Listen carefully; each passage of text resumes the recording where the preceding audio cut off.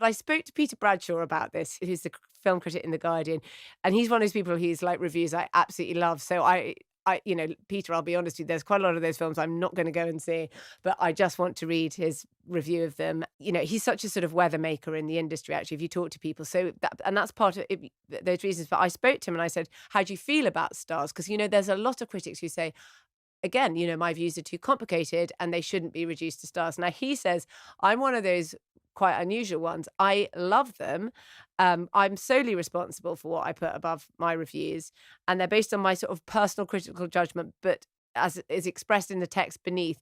But then there isn't some scientific system where you think, oh, it's got to about 60% here, I'll give it 3 stars. He says, in the words of the late great film theorist V.F. Perkins, these judgments cannot be objective, but they can and must be rational. And the reason he really loves them is because he says they make you take a clear position. There's a lot of sort of Broad Street, very upscale critics who feel that they can sort of obfuscate with their whatever they write, and it can go on a long time.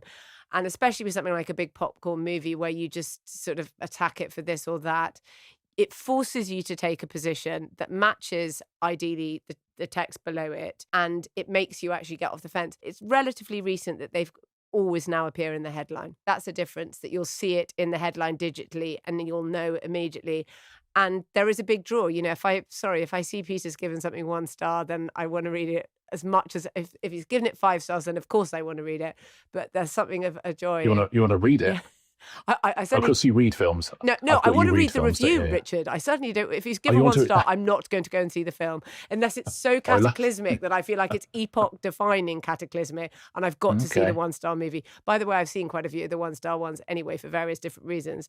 I like Peter Bradshaw sitting at home now going, oh, this is lovely. Marina's been so nice about me. And then you're going, if I see a 5 or a 1 above it, then I'll read the review. Other than that, you know what? Not for me. I will read all of his because, as I say, I like to go. It's a destination read. It's like people who write about television, and you realise that, like Clive James used to write about television, and you think, I don't care less whether I've seen the show or not.